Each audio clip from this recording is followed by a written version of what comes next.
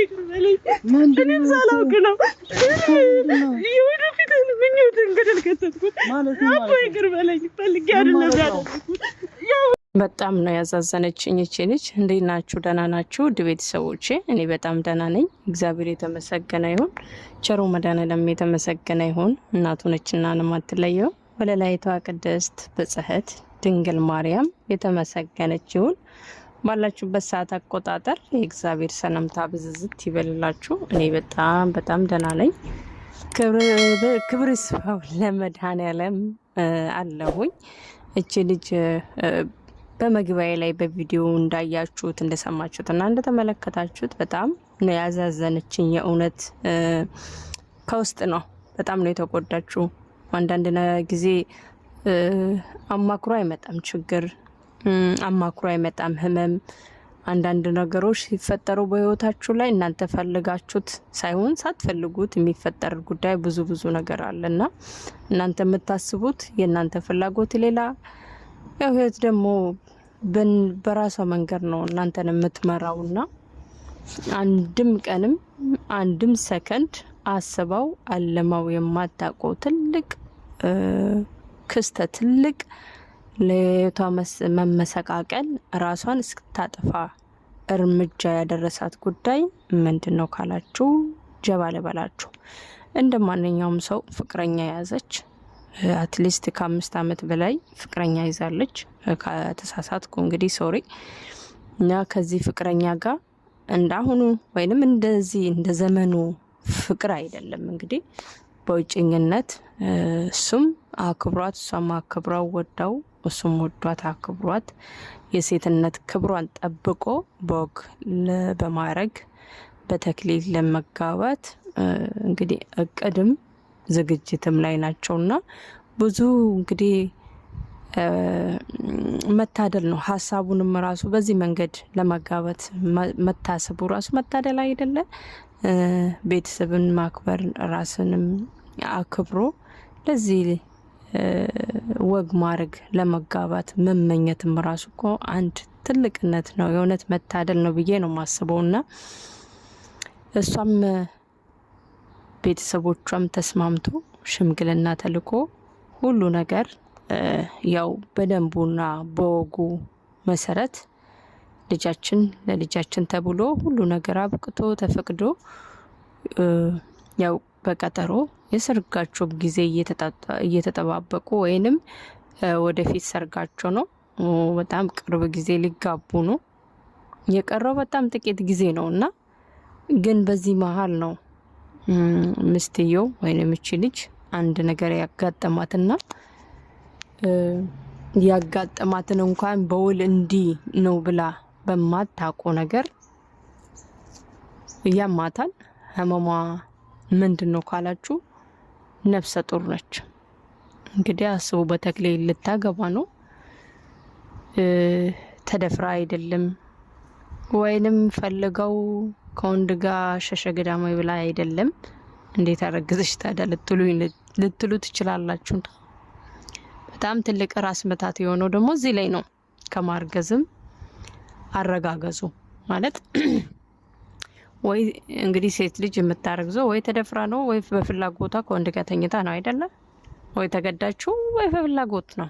ከዛ ሌላ በምን መንገድ እርግዝና ይመጣል ብላችሁ ታስቡታላችሁና እሷ ግን በዚህኛው መንገድ አይደለም እርግዝና የተፈጠረባት። በጣም ትልቅ ዱብዳ ነው። የሆነ ዝግጅት ነበራት። ዲቴል ዝግጅቱ እንደዚህ ነው እንደዛ ነው ማለት ብዬ ማለት ባይጠበቅብኝም የሆነ ትልቅ ዝግጅት ላይ ነበረች እና በዛ ቀጠሮ ላይ መሄድ ነበረባት በቀጠሮዋ እና አጋጣሚ ወደ ሽንት ቤት ጎራ ያለችውና ሽንት የለሽና ብላ ስትሄድ የሴቶች ሽንት ቤት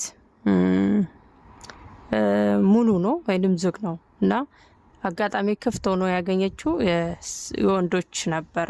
የወንዶች ሽንት ቤት ማለት ነው። ያው ሴት የወንዶች አገባም ወንዶችም የሴቶች ሽንት ቤት አይጠቀሙም ታውቃላችሁና ግን ዝግጅቱ ላይ እንዳላረፍድን ብላ አንድ ጊዜ አቋራጭ መንገዶችን ትፈልጋላችሁ አይደለ? እንኳን ሽንት ቤት ይቅርና ህይወታችሁን ለመቀየር እንኳን አቋራጭ መንገድ ብዙዎቹ በዛ መንገድ ሄደው የተሰናከሉትም ይኖራሉ። እሷም ሽንት ቤት ወንድ ሽንት ቤት ማንም ስላልነበረ የወንድ ሽንት ቤት ነበረ የተጠቀመችውና እንግዲህ እሷ እንደምትለው የወንዱ ሽንት ቤት ላይ የወንድ ዘር ወይንም ስፐርም ነበረ። በዛ መንገድ ነው እርግዝና የተፈጠረው ብላ ነው የምታምነው። ምክንያቱም ከወንድ ጋር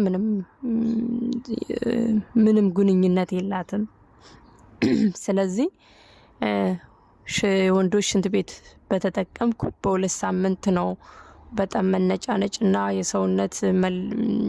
የሰውነት መነጫነጭ፣ የሰውነት መቀያየር የሆነ በትንሹ በትልቁ ብቻ የእርግዝና ስሜቶች ምን እንደሆነ ባላቅም እየተደበላለቀብኝ ነው የመጣውና እኔ ማስተናግዳቸው ነገሮች ሁሉ ከሌላው ጊዜ በጣም ነው የተለየብኝና ሕክምና ሲሄድ ሞት ነው በቃ ለኔ ሞት ነበርና ነፍሰ ጡር ነሽ ሲባል አስባችሁታል?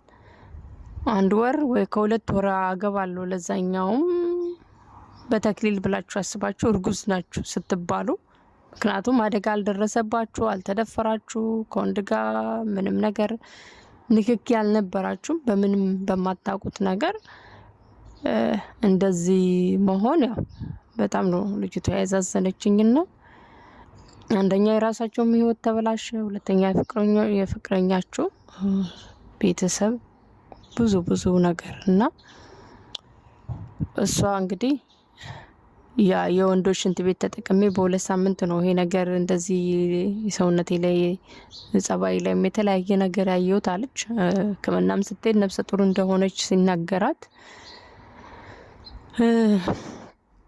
የወሰደችው ውሳኔ ማለት ውሳኔ ማንም ሰው ሆነ ነገር ሲሆን ውሳኔ ለመወሰን ባንቾክል ባይነኝ ውሳኔ የወሰደችው መርዝ ጠጥቶ መሞትን ነው።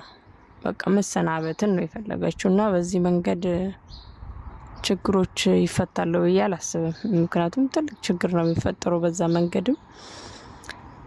ያው ሰዎች ላይ አልፈርድም። ምክንያቱም እኔ ማን ነኝ? እኔ ማን ኃጢአተኛ ነኝ? ግን የሰዎችን ችግር እዛ ጫማ ውስጥ ሆናችሁ ካላያችሁት አይገባችሁም አይደል? እኔም እንደዛው ነኝ። ግን እኔ ራስ ማጥፋት ግን አግባብ ነው ብዬ አላስብም። ያው ምንም አይነት ችግር ቢደርስብን ይሄ ውሳኔ ጥሩ አይደለም። ግን የወሰነችው እንደዛ ነው። እግዚአብሔር ደግሞ ትረፍ ያላት ነፍስ መርዝ ጠጥታ በነበረበት ጊዜ ሰው አተረፋት። ጓደኛዋ ጋዜጠኛው ኢንተርቪው የሚያረጋት ነው ሄዶ ያተረፋት። አጋጣሚ ጓደኛዬ ጥሩ ስሜት ላይ አይደለችም፣ እባካችሁ ድረሱላት አለች። ሲደርሱላት መርዝ እየጠጣች ነበር የደረሱት። እንደምንም ግን ከዛ አድኗት ወደ ውጨኛዋ ጋር ከተረጋጋች ከጊዜ በኋላ ለውጨኛሽ መንገር አለብሽ ቢያንስ ይረዳሻል ነበረ ያሏት። እሷ መሞት የፈለገችው አንደኛ 5 ዓመት በውጨኝነት አብሮ ቆይቷል። ሽምግልና ልኳል፣ ብዙ ዋጋ ከፍሏል። ቤተሰቦቿ በቃ የራሷ ህይወት የቤተሰቦቿንም የስንቱ ሰው ነገር ነው ምስቅልቅል ላይ ያረኩት። እኔ መሞት ነው ያለብኝ ነው ያለችውና ቀጥታ ጋዜጠኛው የሚያደርገው ከተረጋጋች በኋላ ወደ ፍቅረኛዋ ሄዶ ወደ ቤተክርስቲያን አካባቢ ጥግ ቀጥሯት ያው በምስሉ ላይ እንዳያችሁት ለማስረዳት ነው የሞከረችው። እንደዚህ ያለቀሰች የነባች መንገር ነው የፈለገችውና አርግዣለሁ ነው ያለችውና እሱም ያው እሱ ቦታም ብትሆኑ ማለት የምትችሉት እሱ ያለውን ነው። እንዴት ታረግዣለሽ? እኔና አንቺ እኮ ምንም ግንኙነት የለንም ምንም ነገር። ምክንያቱም ይሄን የሚጠብቀው ከሰርግ በኋላ ያው ከተጋባችሁ በኋላ ነው ሌላ ነገር የምታስቡትና እኔና አንቺ ምንም ግንኙነት የለም እንዴት ልታረግጂ ትችያለሽ ነው ያላትና የወንዶች ሽንት ቤት እንደተጠቀመች በ2 ሳምንት ልዩነት ደግሞ ጸባዋ ሰውነቷም እንደተቀያየረና ሕክምና ስትሄድ ነፍሰ ጡር እንደተባለች አስረዳችሁ። እሱም ለጊዜው አልተረዳትም። እኔም ብሆን ወይንም ሌላ ሰውም ብሆን እንደዛው ነው የሚያደርገው። ምክንያቱም አስባችሁታል ለረጅም አመት ዋጋ የከፈላችሁበት ውጭኝነት ነገ ላገባ ነው ብላችሁ የሰርግ ነገር ሁሉንም ነገር እያዘጋጃችሁ ባላችሁበት እርጉዝ ነው ስትባሉ ወይ ስትሰሙ የምትወስኑት ያው የውሸት ነው ብላችሁ ነው የምታስቡት። ማግጣለች ብላችሁ ነው የምታስቡት። እሷ ግን እስካሁን አርግዛ እንኳን ድንግል ነች እና አርግች ያለው ግን ድንግል ነኝ እንዴት እንዲህ ሊሆን ይችላል ለመቀበል አቅቷል። ያው ጥሏችሁ ነው ሄደው። አልፈርድበትም። ጊዜ ይፈልጋል እስኪረጋጋ ወደ ራሱ እስኪመለስ እሷም እስክትረጋጋ ነው ይረዳታል ብዬ አስባለሁ። ምክንያቱም ያልታሰበ ዱብዳ ነው። ለሰርጋችሁ በጉጉት እየጠበቃችሁት አስባችሁታል። የገዛ ፍቅረኛችሁ አርግዥ ያለው ስትል አውቃ ያለ መሆኗን ራሷ ልትረዱ አትችሉ። ምክንያቱም ምን ሆነሽ ነው ተደፍረሽ ነው ወይ ፈልገሽ ነው ወይ ሲል አይደለም ማለች። ያጋጠማትን እንኳን ስቲል ወይ ተደፍራ በሰው ማለት ስላችሁ ተደፍራ ቢሆን ተደፍሬ ነው አይፈልጌው ነው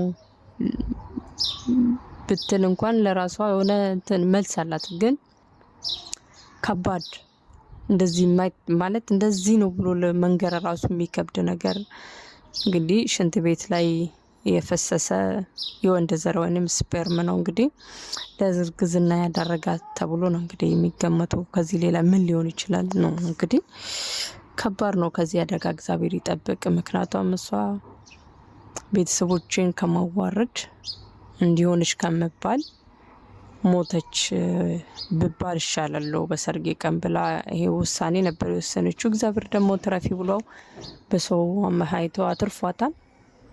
እኔ ጓደኛዋ ለምን አልተረዳትም መረዳት ነበረበት ብዬ እንባ ከረዩ ልል ሳይሆን ጊዜ ይጠይቃል፣ ጊዜ ይፈልጋል። እሱ ራሱ ወደ ራሱ እስኪመለስ እስኪረጋጋ። እች ልጅ እርጉዝ ነች፣ ድንግል ትሆን አትሆን በምንም ሊያውቅ አይችልም። ምክንያቱም እሷን እርጉዝ ነች። አንድ ሴት እርጉዝ ነች ሲባል መቼም ድንግል ሆና አረገዘች ብላችሁ አታስቡትም አይደለም? ስለዚህ ጊዜ ይፈልጋል። ግን በጣም ነው ልጅቷ ያዛዘነችኝ። ውድ ቤተሰቦቼ ዳግም በሌላ ቪዲዮ እስክንገናኝ ደግሞ ቸር ቆዩ። ከዚህ አደጋ የሰው ልጅ እግዚአብሔር ይጠብቅ። ካልታሰበ አደጋ አንዳንድ ጊዜ በአንድ ቀን ወይንም በአንድ ሰከንድ የምትመጣው አደጋ እርሜ ልካችን ዋጋ ታስከፍላለች እና ከዚህ አደጋ እግዚአብሔር ይጠብቀን ልል እፈልጋለሁ። ውዶችዬ ሴቶች በተለይ ራሳችሁን ጠብቁ ልል እፈልጋለሁ።